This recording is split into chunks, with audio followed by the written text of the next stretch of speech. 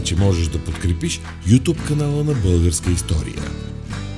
Повече информация ще намериш в описанието на видеото.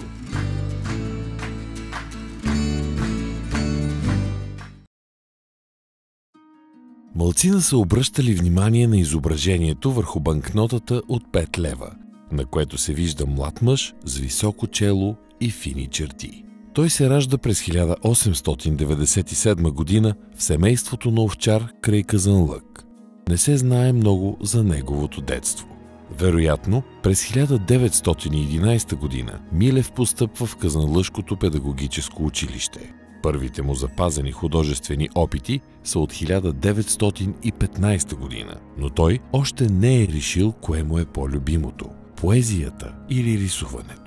Поправителен изпит попречва на Милев да завърши средното си образование, а през това време се води Първата световна война. Той е мобилизиран и изпратен на фронта, където от избухнал наблизо снаряд му остава завинаги говорен дефект на нервна почва. Оцелял във войната, Милев се завръща в родния си град. Успява да получи зрелостно свидетелство, след което става селски учител в Хасковско. Целта е да спести средства за следване.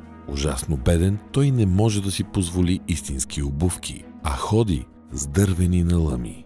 През есента на 1920 година Иван Милев се записва в художествена академия, където учи заедно с Дечко Узунов и дели бедна студентска стая с Илия Бешков.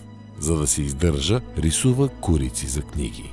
Мизерията отново е по петите му, но той отказва да продава картините си, дори когато има купувачи. Още през 1920 година Гео Милев заявява, че се е появил един безспорен талант в страната. Милев компенсира бедния си живот с разкошни багри в своите картини.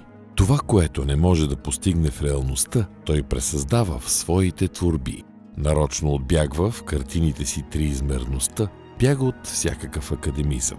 Той започва да твори в момент, когато изобразителното изкуство в България е в безпътица.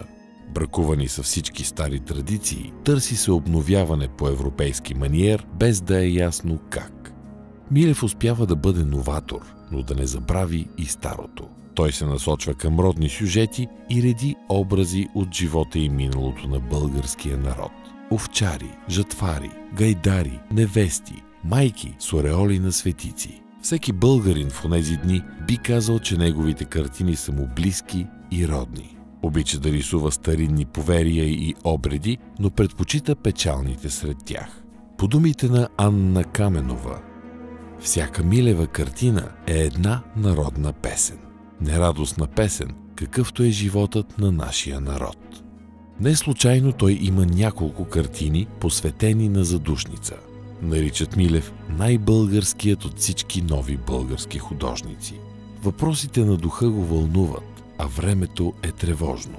В периода 1923-1925 година в страната има въстания, атентати, политически убийства.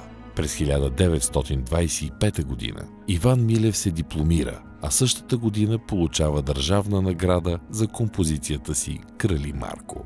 След завършването на художествената академия, той е назначен за художник на Народния театър, където прави декори и костюми. Най-сетне стъпил на краката си, наскоро оженил се и току-що станал баща, през 1927 година Милев е отнесен от инфлуенцата. Той е самороден талант, изгрял за трагично кратък момент. Феномен в българското изобразително изкуство.